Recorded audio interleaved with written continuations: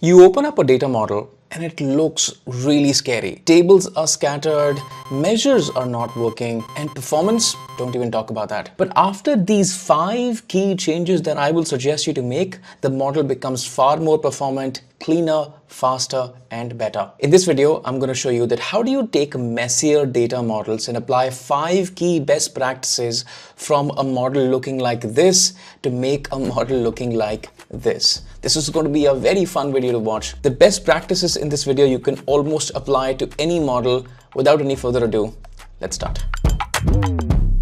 The most fundamental thing that you can do while working with a data model is seek visual clarity. I call it the top-down approach, also known as the Kohei layout. If you have read the book from Rob Kohei, he particularly talks about this approach. I'm going to show you what that is and how it gives you visual clarity on what the model is doing and how it is structured. So if you take a look at my current model, it's a complete mess. I have a lot of tables here and I just want to understand that how the model is structured. So I'm going to maybe make a new tab right here, and I have already made one and I've called that as visual clarity. Now once I go here, there are not any tables here. I can just click on auto layout and all the tables are right here. Now what I'm going to do is I'm going to start to arrange all of these tables in a way where dimension tables are up on the top and the fact tables are at the bottom. That's how I will look for it. Now the easiest way to look for a fact table is that if every single relationship that is coming and connected to the table is having a star against it, that is nothing but your fact table. So if you take a look at the sales table, you can see that in the sales table, I have a star against every single relationship that is coming right here. A star, a star, a star, and a star here as well. So these are the tables which are fact tables, and I'm going to keep them down right here. Next thing, you look for the tables which have a 1 against them. So I'm just going to go ahead and pick up all the tables that have a 1 against them. So which could be perhaps your calendar table, your territory table, your products table, maybe this particular table, and your dim category table. Your customers table goes right here. Now it's very important for you to clearly showcase the Snowflake schema in case that is happening in the model. Let me talk about that, what I mean. So if you take a look here in the sales table, the sales table is obviously linked with the products table, but the products table is then in turn linked with the subcategory, and the subcategory is then linked with the category table. So you have layers of fact table to the dimension table and the fact tables to the dimension table. So it's clearly a good idea to just lay down the model as it represents at the moment. So the calendar table goes right here. These are my first level of my dimension tables. These are my second level of my dimension tables, which are right here, and these are the topmost dimension table. Now in order for us to be able to manage all of these tables, I think it's a good idea to just collapse all the tables without even worrying about the columns at the start. So I can right click anywhere in the empty space and I can click on collapse all, and the tables kind of becomes smaller. You don't see all the columns of it, but you're able to see clearly how the relationships between the tables are flowing at least. Now only after the first step, if you take a look at what we have been able to build here versus what we had right here, you're going to see that you at least have a lot of visual clarity as to how my tables are connected and how the relationships are possibly flowing from the dimension tables to the fact tables and so on and so forth. This is the very first thing and the most fundamental thing that I particularly do to all the models that I get. If you're enjoying this video so far, I'd like to give a big shout out about my courses on Power BI, especially DAX, modeling, and the M language. I teach them in a very structured way. I try to give you the logic of understanding the problem, deconstructing the problem, and then framing the solution of the problem. That logic helps you to understand the problem at hand that we are doing in the course. Not only that, but you can then take the logic and apply it to your own cases as well, which is going to tremendously boost your confidence of solving your own data problems. Hundreds of students have joined my courses and they have benefited a lot. In case you're interested, the link is down in the description.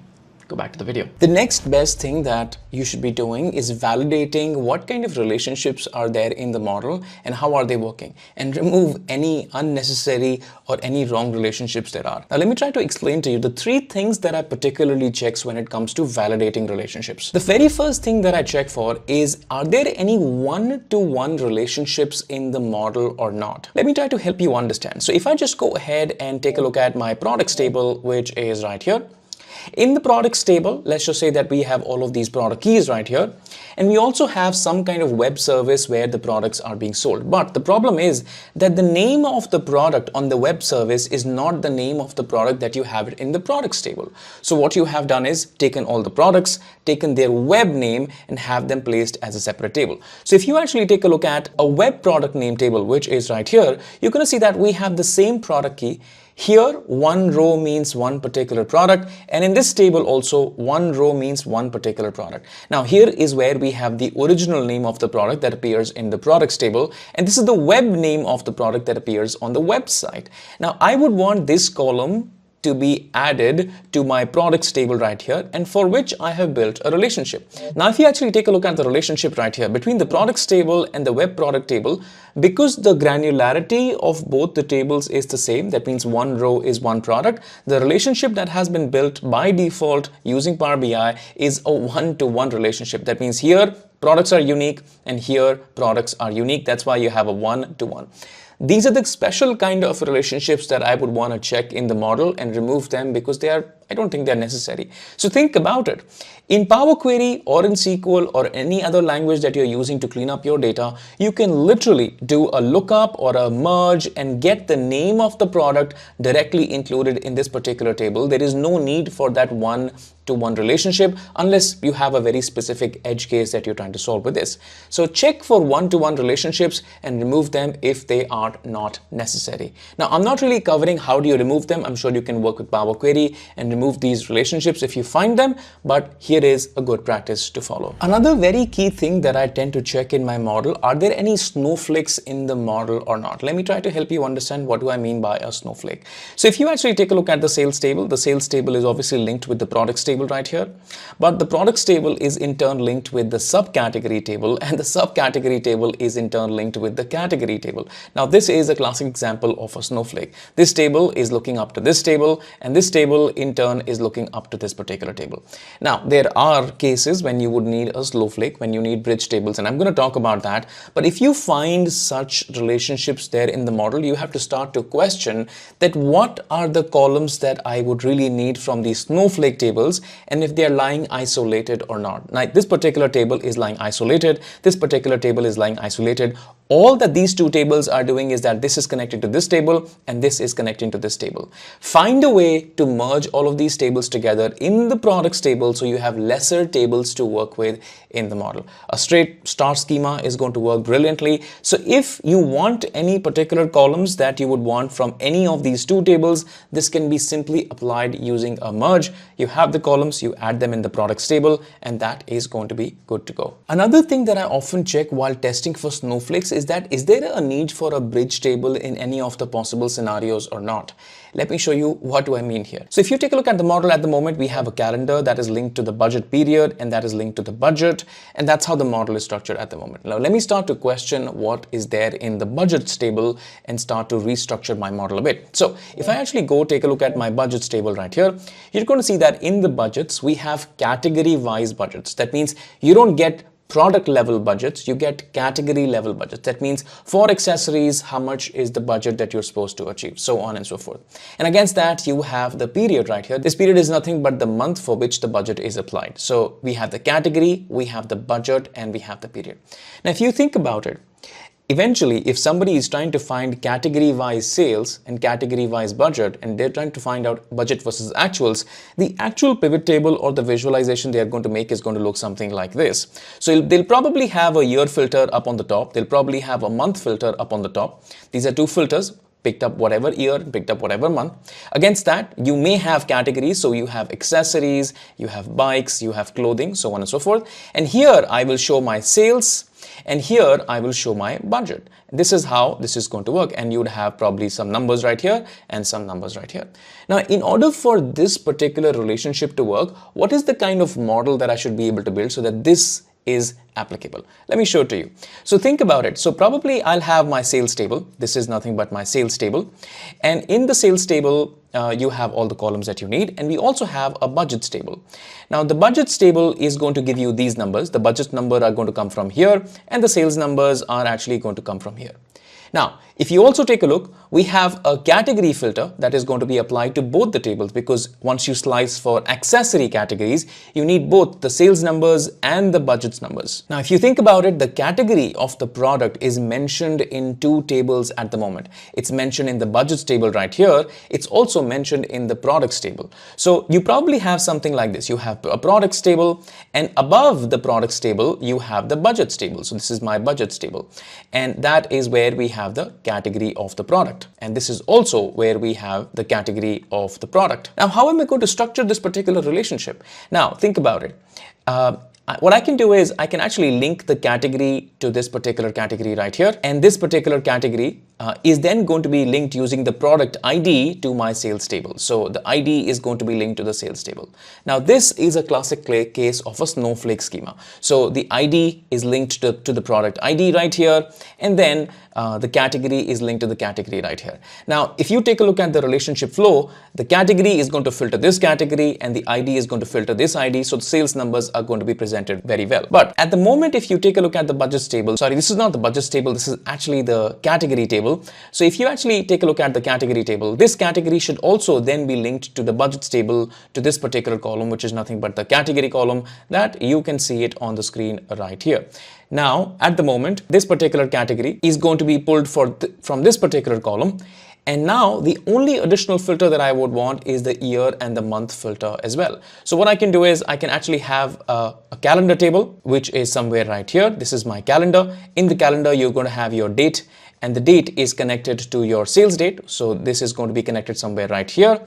And we had a period. That means you have a period right here. This particular period is at the moment a number. And if you happen to convert that into a date, and that is going to be then linked with the date. So date is also going to be linked right here to this particular period column. Now, this model reasons out that why do we need a Snowflake schema? Why? Because we had a category table, and the budgets are presented to us by the categories, not by the products, but we had a sales table, which is where the sales is presented to us by the products and not just by the categories. So we need both the tables, the products as well as the categories. And in order for us to achieve that, we have to kind of make a lot of changes to our model. So we don't even need the budgets table, the budgets period table. We need this particular table, but this particular budgets table is going to be linked to our category table right here. And we also need the period column in this particular table to be converted into a date. And that is actually going to be linked with my date column right here. And if we build that kind of relationship, the model will have one less table, and you'll be able to remove this particular table as well. So watch out for these bridge tables, and the bridge tables especially appear when you have different levels of granularity in the data. The sales table had the granularity of an order, and the budgets table had the granularity of the budget for the period for a particular category. The next thing that I tend to check in my models, are there any bi-directional relationships, or is there any need or utility for that in my model? If there is, I will try to remove that from the model. Let me try to help you understand with this particular example. So if I actually take a look at the country has been dragged from my sales table, and against every single country, I want to find out that how many unique subcategory of the products that were sold. Now note that the subcategory is there in the products table, for which I'm going to write a very simple measure, and I'm going to say, hey, I want to find unique subcategories. Please go to the products table and the subcategory column, find the uniques, make a count of that, and then place that right here.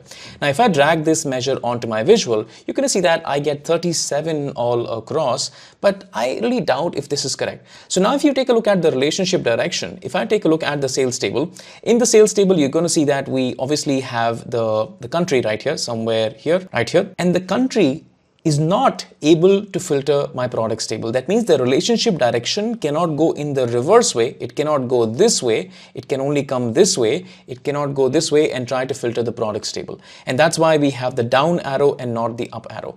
In order for this problem to be solved, a lot of people change the direction from one side to both sides. So what they do is they right click on the table, they click on the properties, and they make this on the both sides, click on OK, and now you can see that the filters can come from this side to this side and this side to this side. Sure enough, it solves the problem and you get to see 17 subcategories across every single country, which is technically right. But what you have done is you have made a structural change in the model, and because of that bidirectional relationship, every single calculation is going to behave differently, carrying the filters from both the tables, which is not right. So what I would want to do is I would want to limit the filtering direction to only one calculation and not the entire model.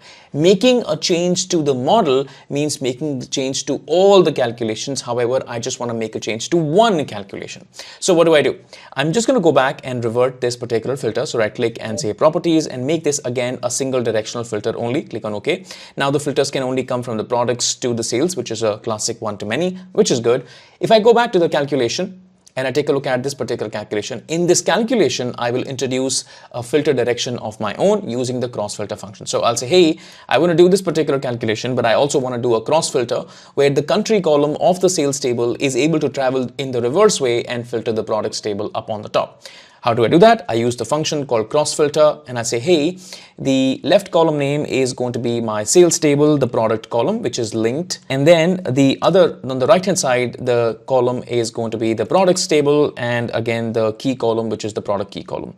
And the filter direction is going to be both. I close the bracket, press enter, and you start to see the numbers change right here. Through this measure, what we have been able to do is restrict the filtering direction, not in the entire model, but to only just one calculation. After we have checked the relationships of the model and fixed most of the wrong type of relationships, next is the time to fix the granularity, especially for the fact tables. Let me show you what do I mean by that. So let's just say that we have the country. The country is obviously coming from my sales table, and against every single country, what I want to find out that what has been the average sales per day.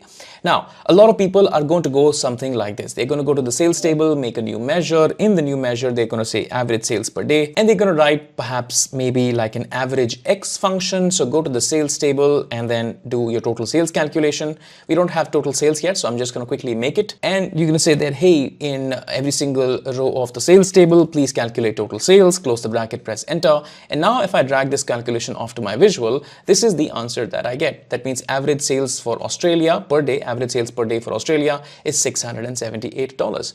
But this, my friend, may be not the right answer. I'll show you exactly why. So if you actually take a look at my sales table, in the sales table, if I sort the order date in the ascending order, you're going to see that obviously 1st July right here is duplicated multiple number of times. Now, if 1st July is duplicated multiple number of times, that simply means that on the 1st of July, there were many transactions that happened. On the 2nd of July, there were many transactions that happened. And if you're trying to find out average sales per day, 1st of July should only be counted as one day and not multiple transactions. So if you're saying that go in every single row of this particular table, every single row of this particular table is not a day table. It's actually a transactions table. So the answer that you have gotten is not average sales per day, but average sales per transaction. And that's the difference. Now, there are many ways of solving it. I'm going to tell you a couple of ways, but I also tell you a data modeling way, which is, I believe, the right way to do it. So if you actually go ahead and take a look at my calculation, I'm going to fix this calculation and I'm going to say, hey, instead of going to this particular sales table, which is transactional, please go to a table which is not transactional, which is daily. At the moment, we already have that kind of table, which is nothing but our calendar table. And if you did not have any table that did not have the granularity per day, you're going to make one table like that. So if you did not have a calendar table, which you should, by the way, I could have written something like, hey, go to the sales table, remove the duplicate dates, and that makes the unique date. So go in every single row of the unique dates through the values function and then find total sales. But since I have the calendar table for now, I'm just going to link the calendar table in here. So I'm saying, hey, go to the calendar table where one row means one date. Against every single date, please find the total sales.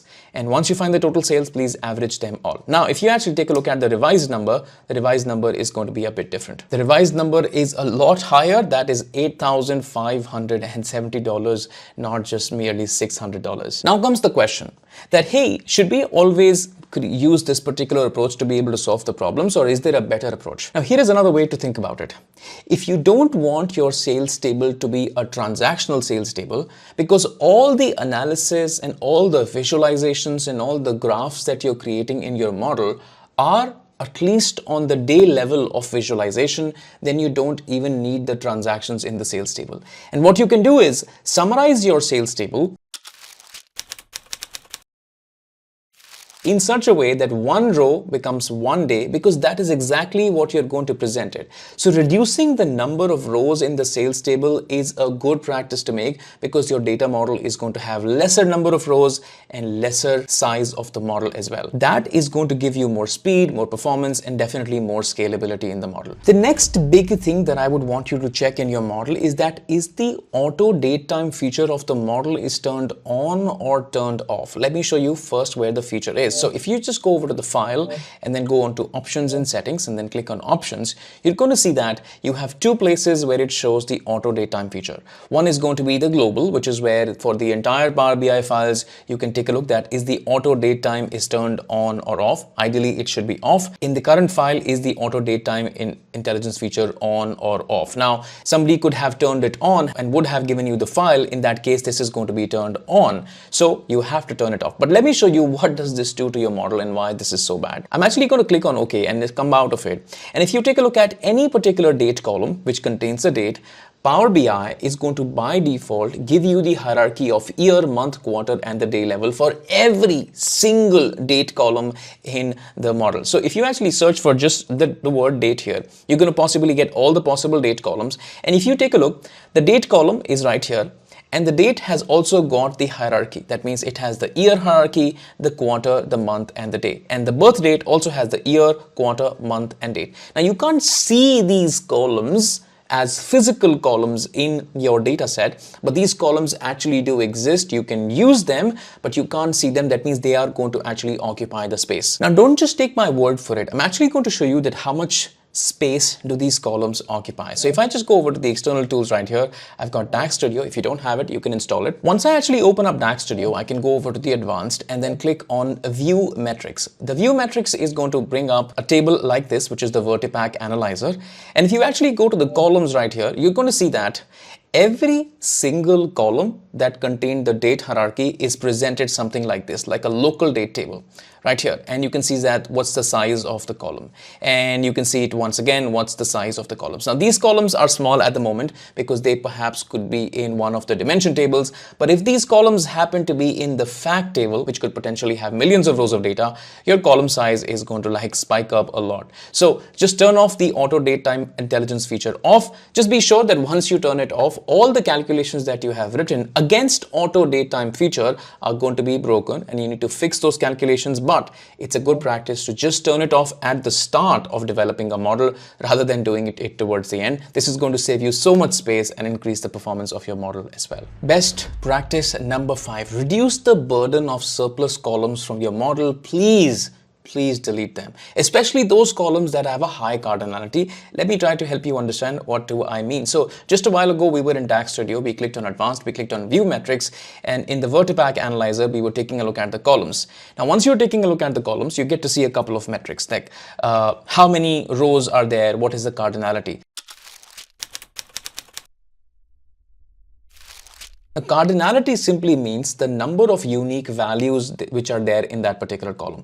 Any column which has a lot of unique values, that is going to occupy a lot of storage in the model, and that is a potential column to delete if in case you are not using it. So if you take a look at the sales order number, if you believe that the sales order number is not going to be utilized in any visualization and any DAX calculation and any relationship, then this is a perfect candidate for deleting that particular column. So take a look at any particular column which have high cardinalities, and please remove those columns from your tables. The second thing is that when you're working in a model, you tend to get more columns than you actually need. And once the model is complete, it's very hard to decipher which columns to keep and which columns to remove. Now, if you take a look at my model, I have a lot of columns in a lot of tables, and not all the columns I would need it in my calculations or in my visuals. So how do I just find the unused columns which are there and I happen to delete them? The answer is a tool called Measure Killer. So you can go ahead and download the Measure Killer tool. It's free for a limited use. So if you just go ahead and click on the external tools right here, I've got Measure Killer, and I just click on Measure Killer. Once you click on Measure Killer, you're going to say that, hey, I can use the free version. So start for free.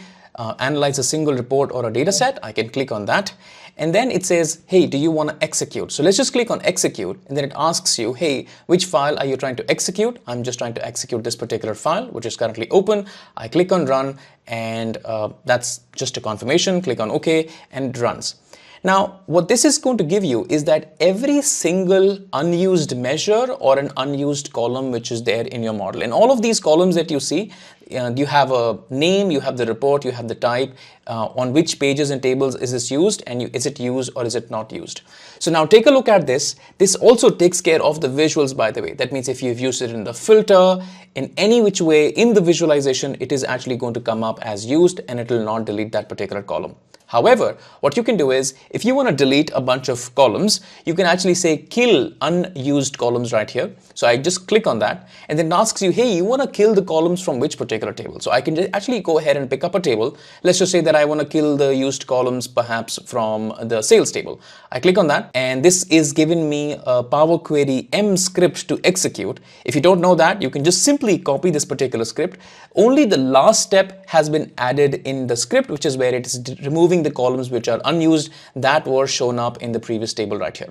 So I can just copy this particular text, come back to my model, and in the model I can go over to Power Query, and in Power Query I can go over to my sales table, and in the sales table I can go to the view tab. In the view tab I can click on advanced editor and then just delete everything and just paste the script that I just copied and pasted. You're going to see that it has only added this one last little step, columns removed by measure killer, and you'll be able to see the step right in the end as well, and you'll be able to modify the step as well. Click on done, and you're going to see that all the unused columns were removed, and you can do that for all the possible tables right here. Measure killer is a fantastic tool to remove the unused columns, but not really fix the model per se, the things that we spoke about at the start. Additionally, one more thing, that removing the columns in the end may not be the most optimal thing to do it in the query. Perhaps these columns could have been removed right at the start somewhere, and it would have led to a better performance optimization. But nevertheless, you're able to select the columns that you would want to remove and remove them towards in the end as well.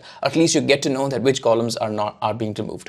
And once you kind of click on OK and then go to the home tab and close and load the data, you are all good, and all the unused columns and the measures are removed. And finally, if you have done everything that we have spoken about, the best practices, your model will come from this shape, which is very, very messy and cluttered to take a look at, to this particular shape, which is far neater, cleaner, and more performant. And most importantly, you're able to understand the model. It's giving you the same calculations, but with far lesser number of tables and lesser complexity.